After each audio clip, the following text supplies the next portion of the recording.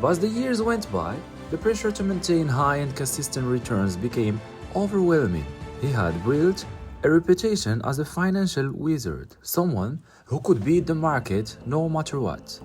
And once that image was established, he had no choice but to keep it up by any means necessary. So how exactly did the scheme work? Let's break it down. Investors would hand over their money expecting Madoff to put it into the stock market. But instead of actually investing, he simply deposited their cash into a bank account. When someone wanted to withdraw their profits, he used money from newer investors to pay them.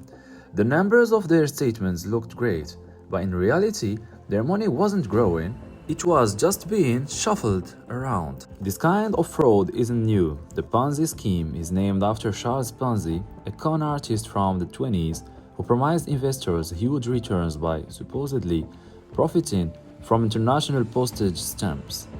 But what made Madoff different was his ability to maintain the illusion for decades. He didn't promise outrageous, unbelievable profits, just steady, reasonable gains, and that's why so many people trusted him. To make the scam even more convincing, Madoff made sure that his clients believed they were part of an exclusive club. He didn't openly advertise his services. Instead, he let word of mouth do the work.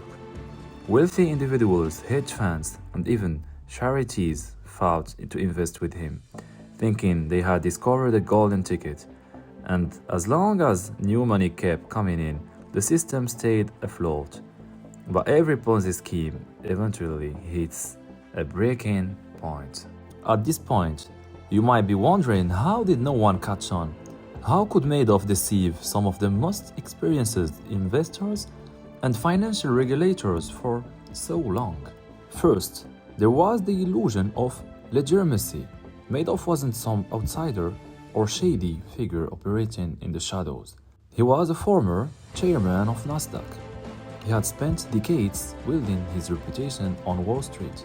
He was seen as a pioneer in electronic trading, a man who had revolutionized the financial industry.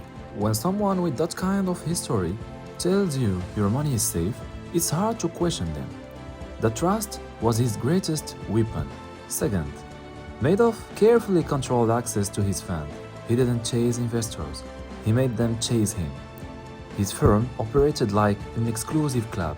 You couldn't just walk in and invest your money. You had to be invited.